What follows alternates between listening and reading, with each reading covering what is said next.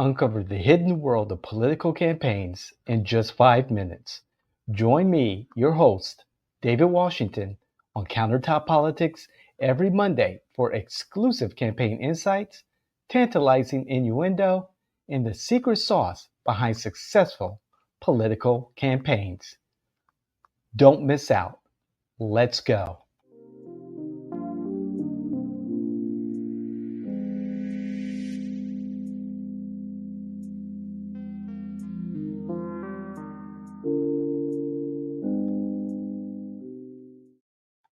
All right, everyone. It's your favorite political innovator here, David Washington, with another Monday favorite, Countertop Politics. 5 minutes or thereof of entertaining commentary about political campaigns, election innuendo, and the secret sauce to winning strategies. All right, guys and ladies. Political scandals. Never, ever, ever, as a campaign consultant, campaign manager, candidate, whatever, never let a political scandal go to waste, whether it's your opponent or opponents, or if it's about you. And yes, let's take it from the perspective of your political opponent. Okay, there's always going to be an opportunity in the campaign to address deficiencies or weaknesses in your opponent. Some of those weaknesses will come to light as you're doing your opposition research early in the campaign and it's ongoing, and or it comes to you in a sealed envelope and you're like, okay, it's in a sealed envelope. It's sent anonymously or through an email or whatever. Opportunity. An opportunity for you. And it's what you make of that opportunity. There are going to be things that come to a campaign that, presents itself as a potential scandal for your opponent. However, you got to vet that information. And if it's relevant to the overall election, right? The overall campaign. And if it's a matter of safety for the community or specific individuals within the community or the integrity of an election, this has to come to the light of day. This has to be brought forward so that it can be discussed in the public discourse without hesitation.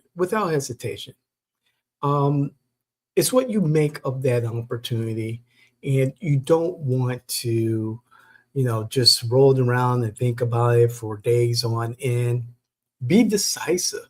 Determine whether or not this information that you have is relevant to what the public perception of that individual in their campaign is all about.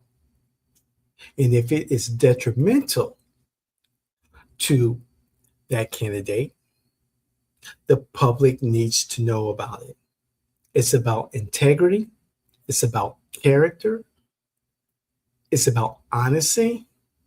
It's about the truth, period. Now, let's say you get, as a candidate or campaign manager or political advisor, you get information about, or you are aware of information about your candidate, about the candidate that you represent. What do you do with it? Well, this is something that should have been discussed when you went through the strengths, weaknesses, opportunities, and threats to the campaign.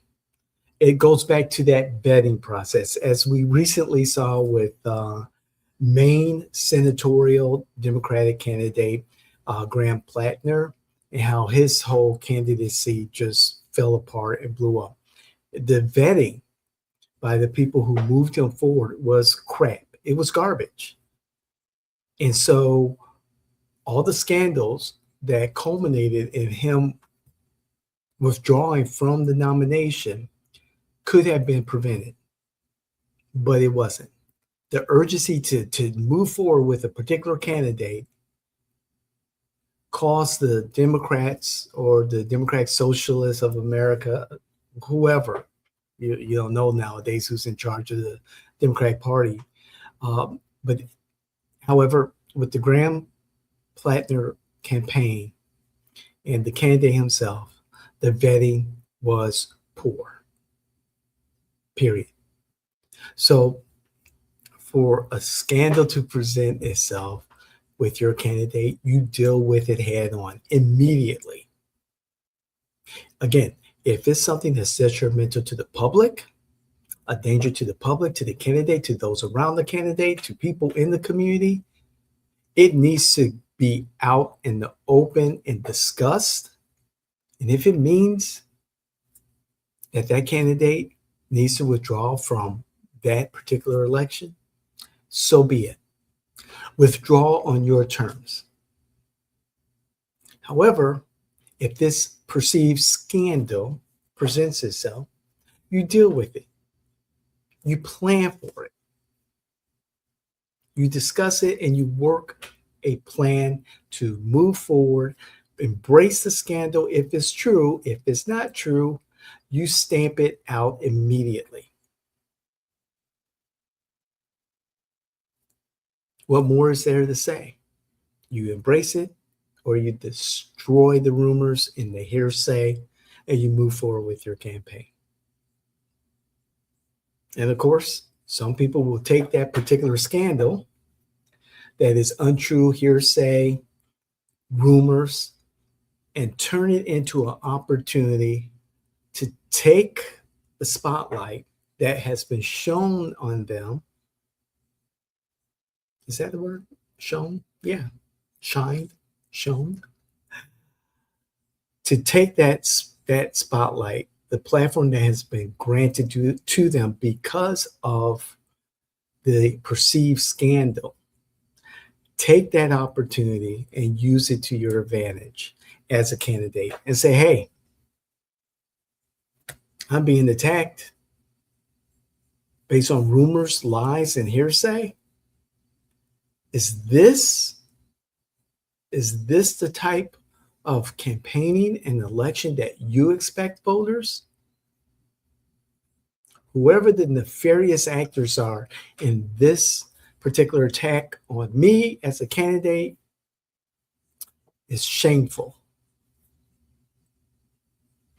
And it erodes the faith and trust that voters have in the integrity of our election, or something like that.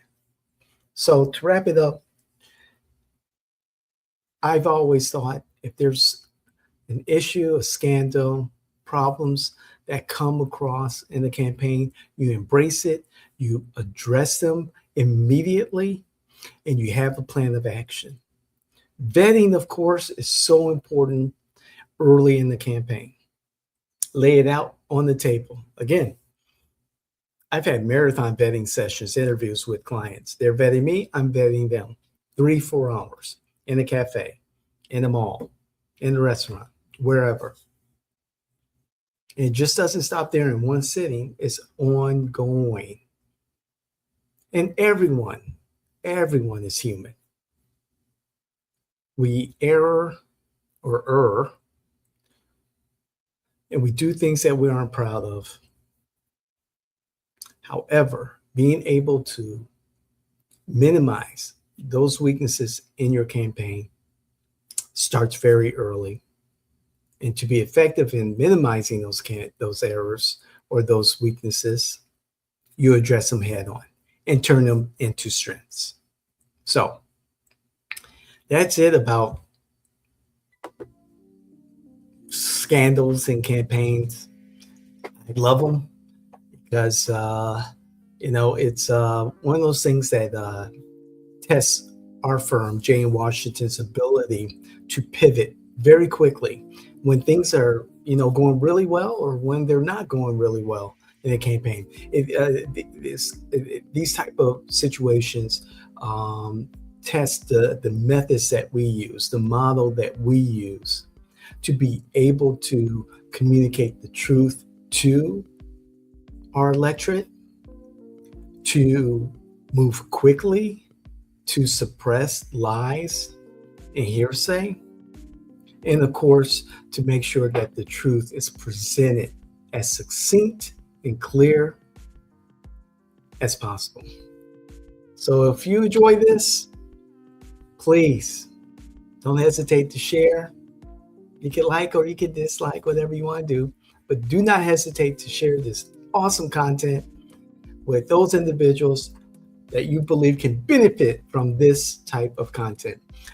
Family, friends, influencers in the wild, politicos, candidates, even electeds, they all can learn something about this, whether it's politics or not.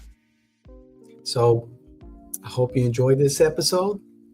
We're building our book, and it's July, late July. It's unbelievable. 2026 is moving very quickly. So much going on.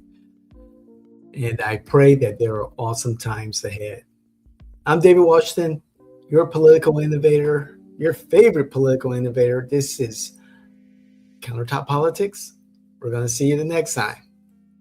I love you and God bless. See you the next time.